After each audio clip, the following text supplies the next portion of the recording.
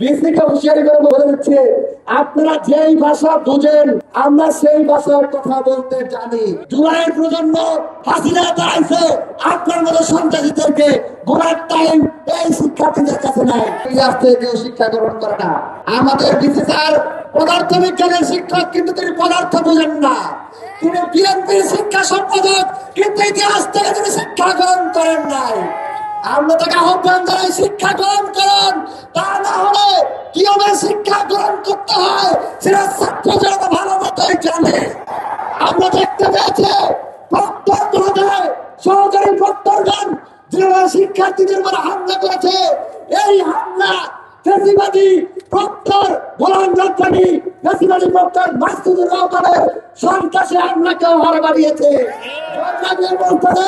মাকসুদ কামাল সিন্ডিকেটে এক সাইডে ৬০-এর অধিক ছাত্রলীগ নেতা কর্মীকে অপরাধের দায়ে বিশ্ববিদ্যালয় থেকে বহিষ্কার করেছিল, কিন্তু এই সন্ত্রাসন পাহারাদার দিতে বিএনপির শিক্ষা সম্পাদক আজকে ৬ মাস হয়ে গেছে, ৩-৪ মাস হয়ে গেছে, এখন পর্যন্ত শাহবাগের হামলার তদন্ত প্রতিবেদন পর্যন্ত দেওয়া হয়নি।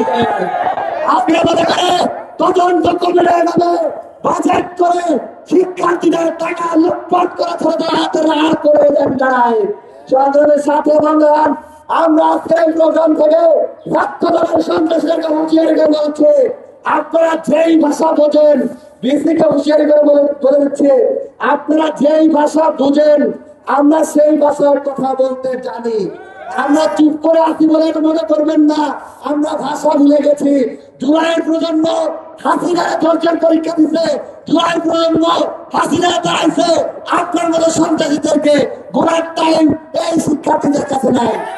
সংগ্রামের মধ্যে আমি হুঁশিয়ার করে বলা যাচ্ছে, আমরা জানি এরা ইনসাফ করবে না, আমরা জানি এরা জুলুম করবে, আমরা জানি এরা জুলুম করে গিয়েছে, আবার করতেই থাকবে।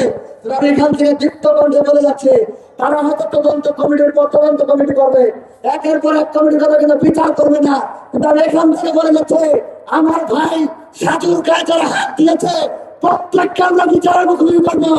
আমার ভাই ইমাম ভাইয়ের উপর যারা হাত দিয়েছে, আমার ভাই খন্দকার নায়কের উপর যারা হাত দিয়েছে, আপনারা লিখে রাখুন, সাংবাদিক প্রোগ্রাম আপনারা এই বিচার সংগ্রহ করে রাখবেন। প্রত্যেককে বিচারের মুখোমুখি করা হবে। এই ক্ষমতার বাহাদুর বেশি দিন থাকবে না। আপনারা বিচারপতি হয়ে আপনারা উবায়দুল কাদেরের মতো সন্ত্রাসী, আপনারা তদন্তকারী, আপনারা বিচারক, আপনারা মনে রাখেন বিচারপতির বিচার যারা করবে সেই জনতা জেগে উঠবে।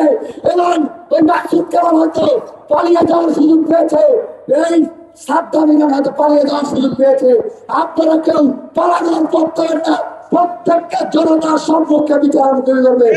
ছাত্র জনতার সামনে এই উন্নত ওয়াদা মুফাদ্দেলের ওয়াদা আমি রেখে আমার বক্তব্য এখানে শেষ করছি। আমি এখানে স্পষ্ট ভাষায় বলছে, আবারও বলছে, আপনাদের প্রত্যেককে বিচারমুখী করবো। হয় আমি আমার যদি বিশ্বাস থাকে, আমি যদি বেঁচে থাকি, আমি এদের বিচারমুখী করবো ইনশাআল্লাহ।